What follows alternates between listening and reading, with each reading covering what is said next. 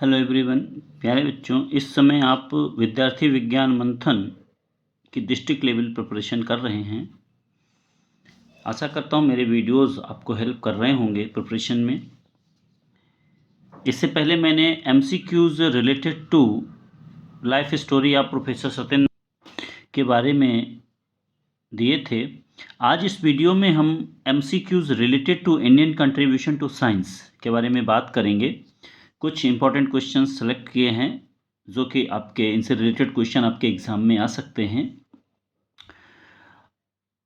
और 20 क्वेश्चन यानी कि आपको 20 question Indian contribution to science से आएंगे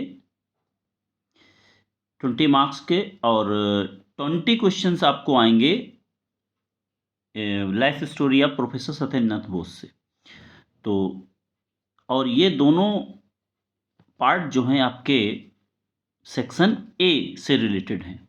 सेक्शन ए आपको क्वालिफाई करना ज़रूरी है, क्योंकि सेक्शन ए यदि आप क्वालिफाई करेंगे तभी आपका सेक्शन बी चेक किया जाएगा। इसलिए ये दोनों पार्ट बहुत ही इंपॉर्टेंट हैं। 40 क्वेश्चंस, टोटल 40 क्वेश्चंस में से आपको 20 क्वेश्चंस श्योर अटेंड करने हैं। इसलिए इनको आप अच्छे से अध्ययन करें ताकि आप क्वालिफाई कर सकें और आपका जो बी पार्ट है वो चेक किया जाए। तो यदि आपने अभी तक प्रोफेसर सत्येंद्रनाथ बोस से रिलेटेड वीडियो नहीं देखा है तो उसको भी जा करके देख सकते हैं आप। उसको मैंने डिटेल में भी पार्ट 1 पार्ट 2 करके बनाया है और उससे रिलेटेड एमसीक्यूज भी आपको प्रोवाइड किया। ऐसा करता हूँ आपने अभी तक देखा होगा। यदि आपने अभी तक चैनल को सब्सक्राइब नहीं किया तो सब्सक्राइब कर लें ताकि आने वाले वीडियोज़ आपको लगातार यूँ ही मिलते रहें, और अन्य स्टूडेंट्स को भी शेयर करें ताकि उनको भी वीडियोज़ मिल सकें।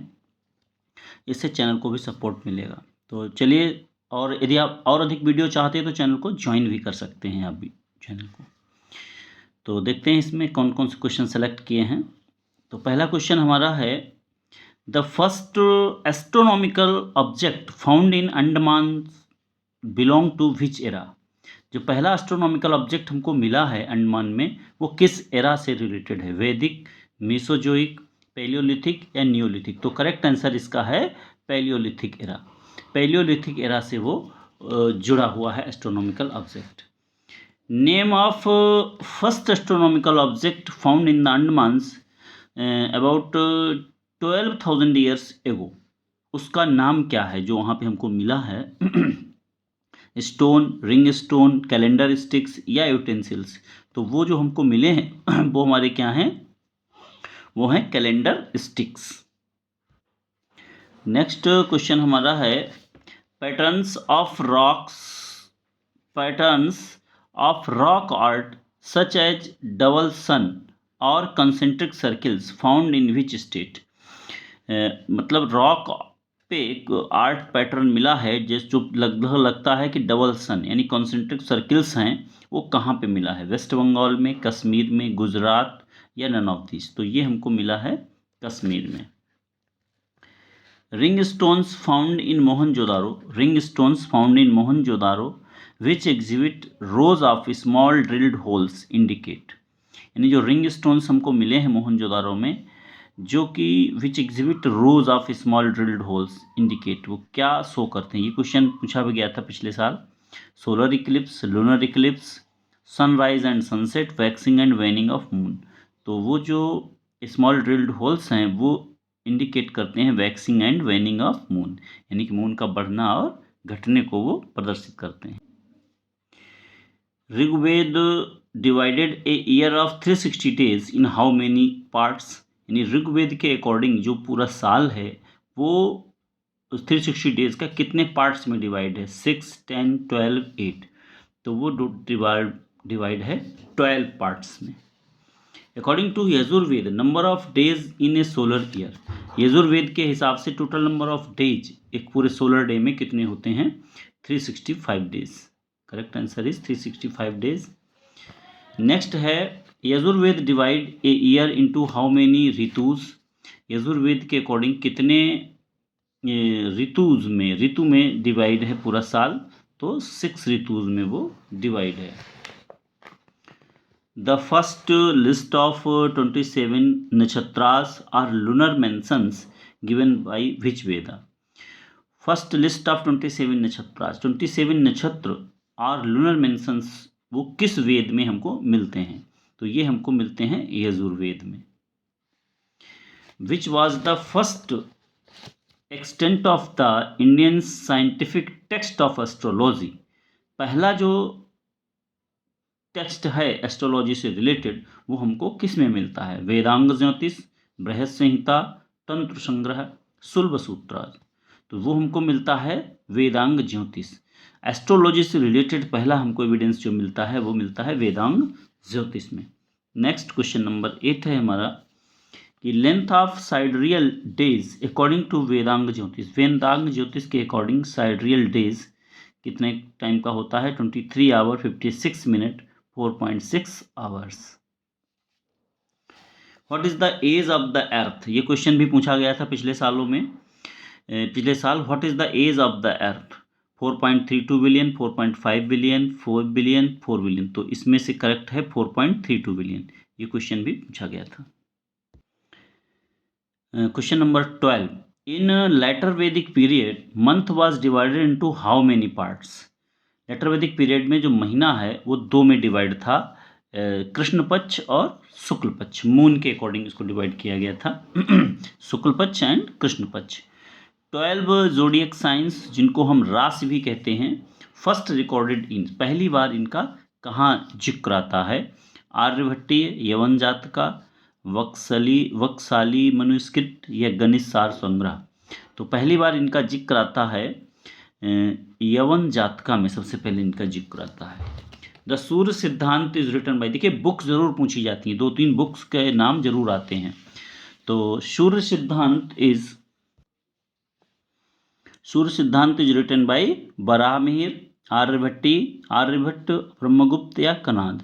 तो correct answer is Varahamihira. Surya Siddhanta किसके द्वारा रिटन है किताब? बराहमिहिर। वाटर क्लॉक या जिसको कहा गया है घटी यंत्र इज डिस्कस्ड इन। देखिए ये भी इंपॉर्टेंट क्वेश्चन है एग्जाम के लिए। वाटर क्लॉक का जिक्र कहाँ पे आता है? तो ब्रह्मगुप्त सिद्धांत, सूर्य सिद्धांत, आर्यभट्टी या लीलावती। तो इसका जो जिक्र आता है वो आता है ब्रह्मगुप्त सिद्धांत में आता है। क्वेश्चन नंबर 16 कह रहा है कि ये ghati is exactly equal to how many minutes? यानी एक घटी जो है वो कितने मिनट्स के इक्वल होती है? तो ghati is equal to 24 minute, 20 minute, 12 minute, 30 minute. तो घटी कितने मिनट के इक्वल होती है? 24 minute. Next question, the decimal system was first used by which civilization? सबसे पहले जो डेसिमल सिस्टम है वो किनके द्वारा यूज किया गया था? इंडस वैली, सुमेरियंस, हड़प्पन्स या मेसोपोटामियन। तो correct answer is Harappan civilization के द्वारा ये सबसे पहले यूज किया गया था।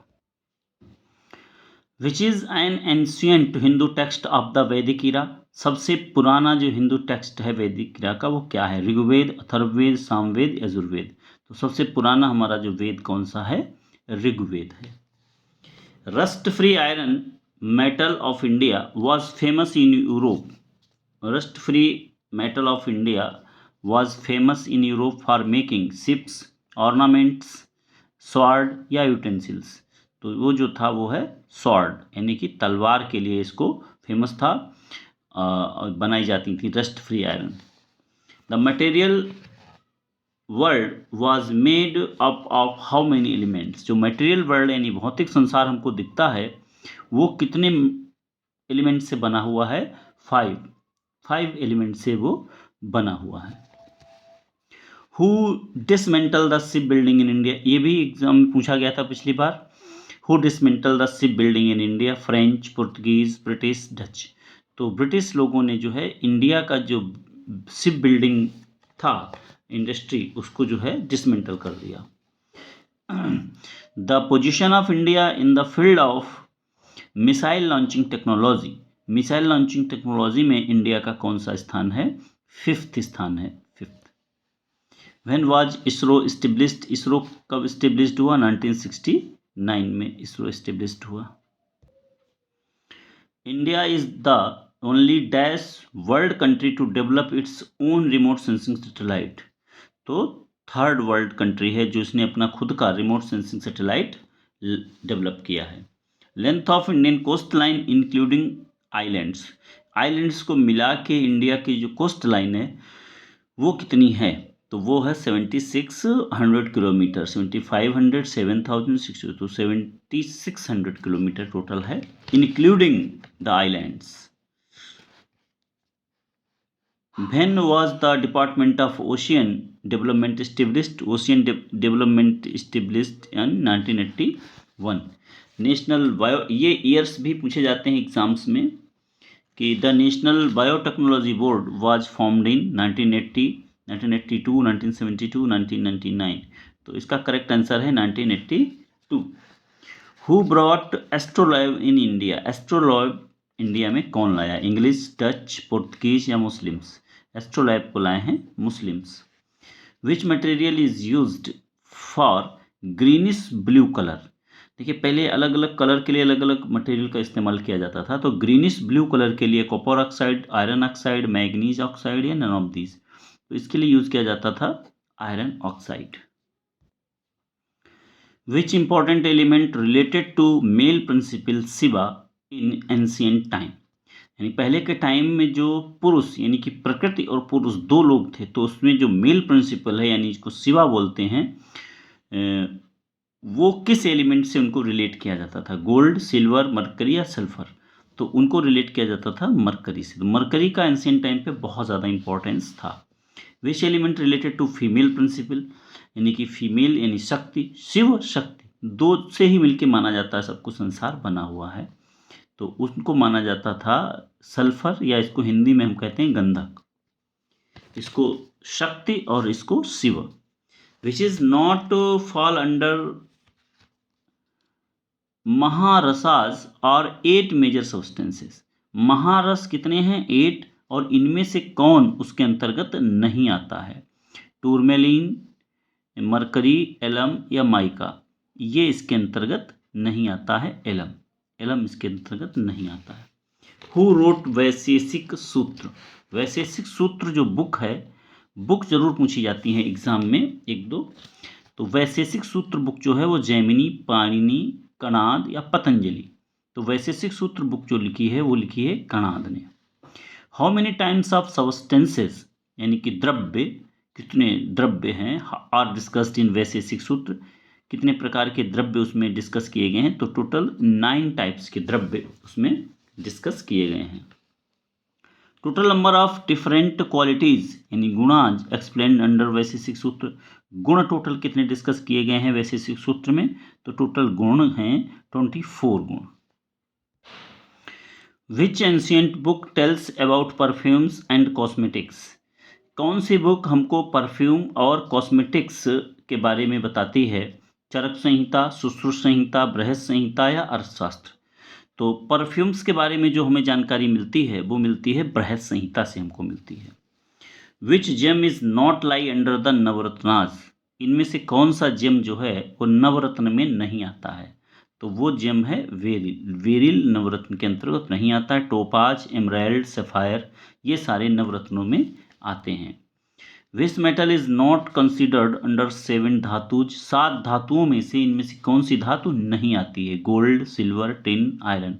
आयरन को जो 7 धातु हैं इनमें से नहीं काउंट किया जाता है। Which metal is known as amrit dhatu? कौन सा जो है मेटल अमृत धातु के नाम से जाना जाता है? इससे पहले भी इसका जिक्र आया था, शिव को रिप्रेजेंट करता है, तो gold, copper, iron. Ancient time पे मरकरी का बहुत ज़्यादा इंपॉर्टेंस था।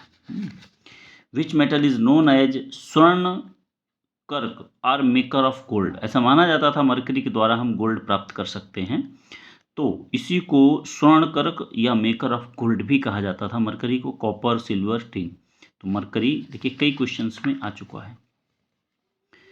ये क्वेश्चन भी पिछले साल पूछा गया था। विच यंत्र used for extraction of essence of metals? कोष्ठ यंत्र, मूसा यंत्र, धूप यंत्र या डोला यंत्र?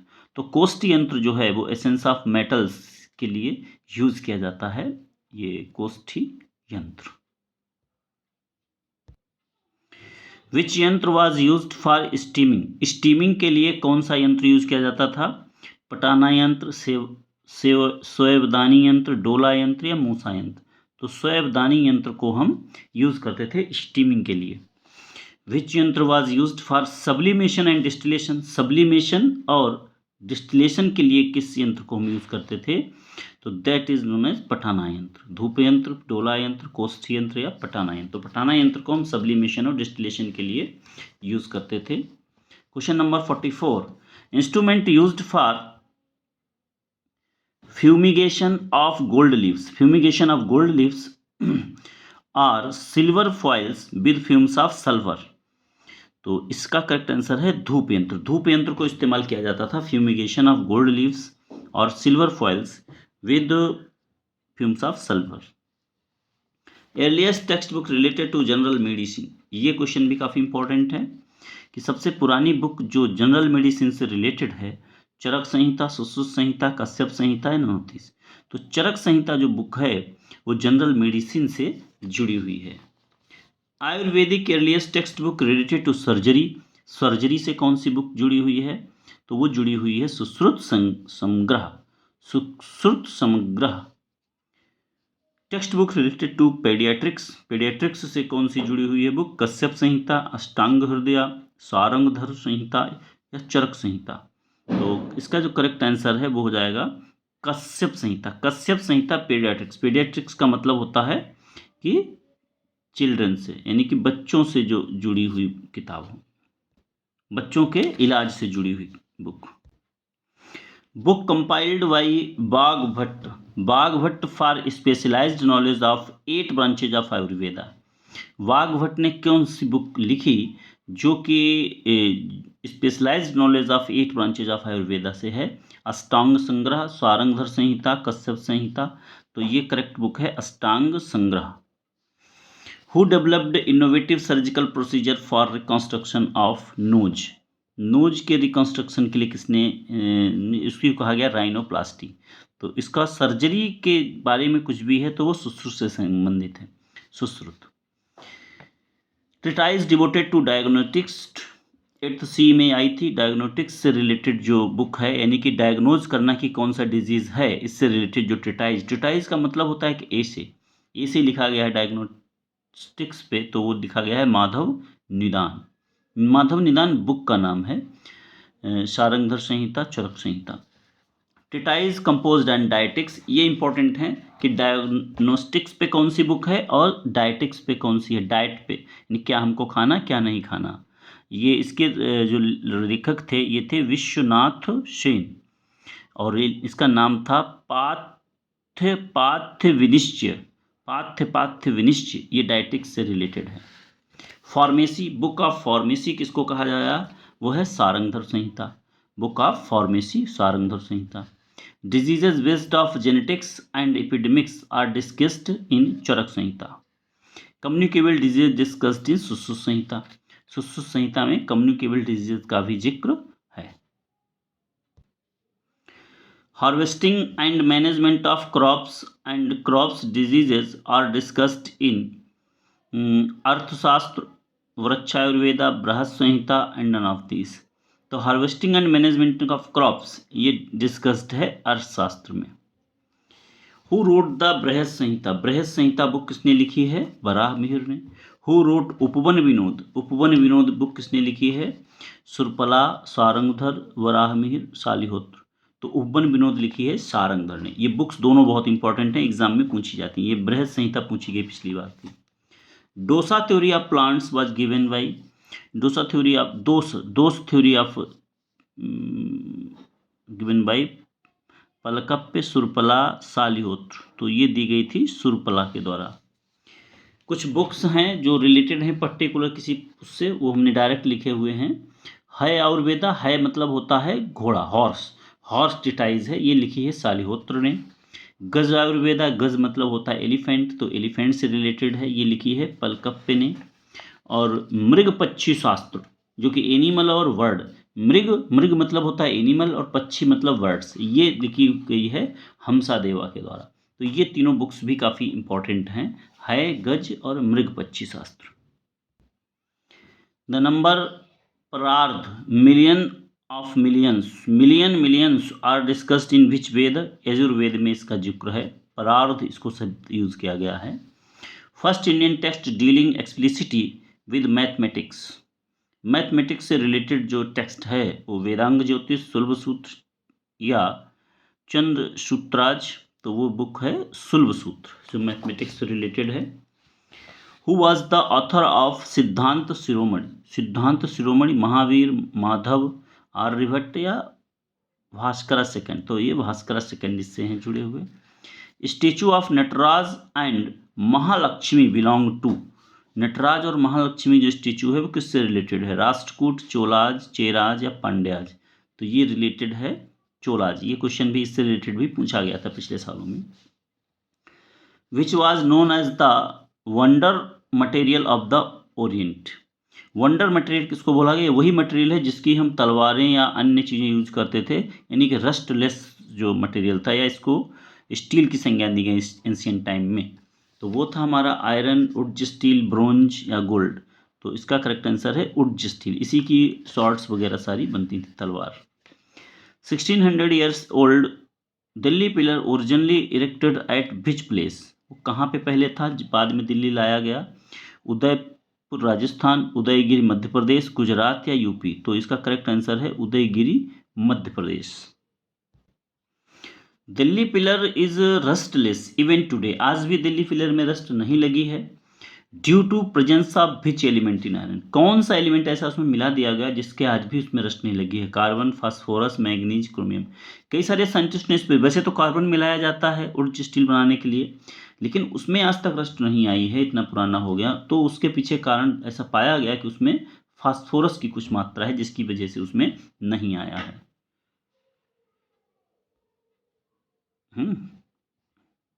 नेक्स्ट है zinc was produced from which mine in ancient times, zinc जो है वो किस माइन से प्राप्त हुआ था, जावर, राजस्थान, बिहार, कर्नाटका, मध्य प्रदेश, तो करेक्ट आंसर इसका हो जाएगा Jawar.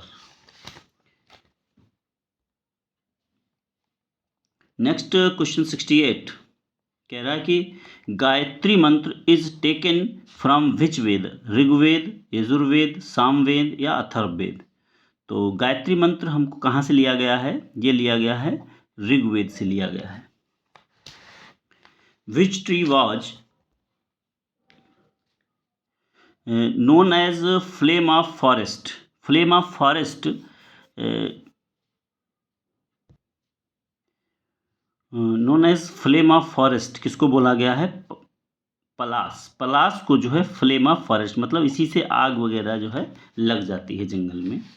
According to Brahma Purana which tree was known as king of tree, इनमें से किंग ऑफ ट्री किसको बोला गया है, नीम, बनियान, पीपल या मैंगो, तो पीपल को बोला गया है king of tree. Marriage rituals performed between which two trees, ऐसा कब किन किन ट्रीज के बीच में मैरिज रिचुअल्स देखने को मिला है, मैंगो, नीम, बनियान एंड पीपल, पीपल एंड बनियान, तो मैरिज रिचुअल्स जो पाया गया है वो बनियान और नीम के बीच में। विच टू एलिमेंट्स फ्रॉम पित्त इन द बॉडी, कौन से दो एलिमेंट, ये क्वेश्चन भी पूछा जाता है एग्जाम में, कौन से दो एलिमेंट जो हैं वो पित्त बनाते हैं, आकाश, वायु, अग्नि, जल, वायु और अग्नि, जल और पृथ्वी, तो पित्त जो बॉडी में बनता है वो अग्नि और जल के द्वारा बनता है। How many dhatus combine to form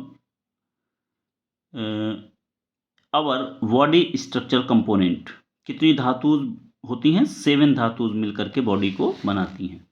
which of the following is not considered under panchakarma, panchakarma में से इनमें से कौन नहीं आता, विरेकना, नास्या, बामना या सवरस, तो सवरस जो है वो पंचकर्म में नहीं आता है।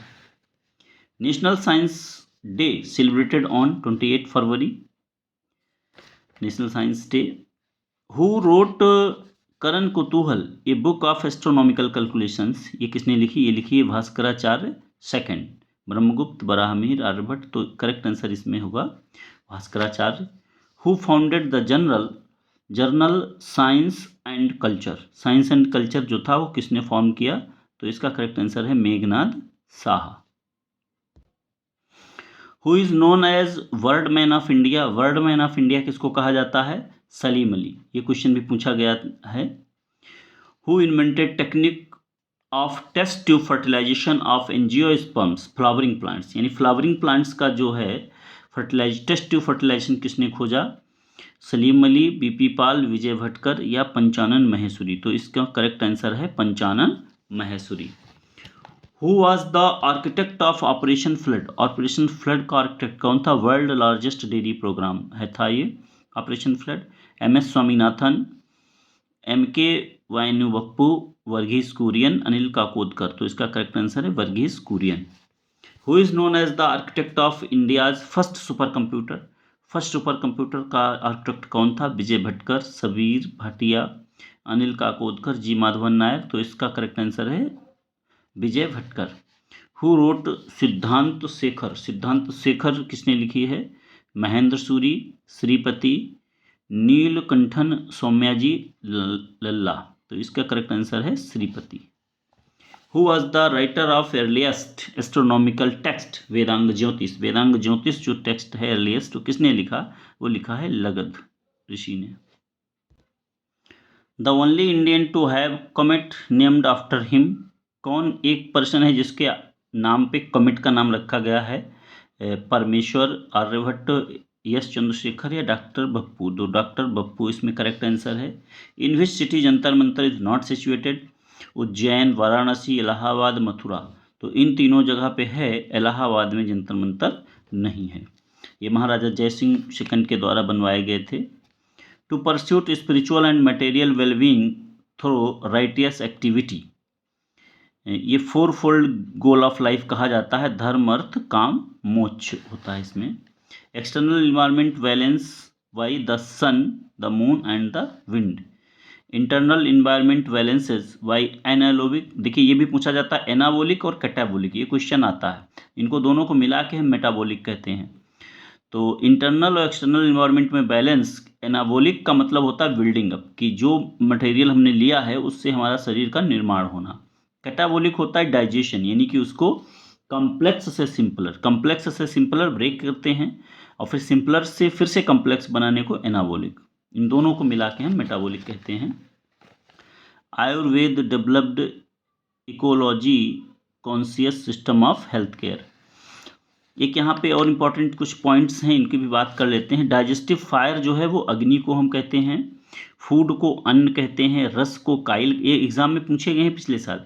ब्लड को रक्त कहते हैं, आयुर्वेद में हम इनका नाम दिया गया। मसल को ममसा कहते हैं, फैट को मैदा कहते हैं, बोन को अस्थि कहते हैं और मैरो को मज्जा कहते हैं। रिप्रोडक्टिव टिश्यू जो होता है उसको शुक्र कहते हैं।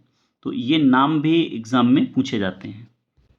कुछ इंपॉर्टेंट बुक्स मैंने आपके लिए लिखी हैं, ये आपके एग्जाम में आ सकती हैं। वेदांग ज्योतिष किसने लिखी है? लगध।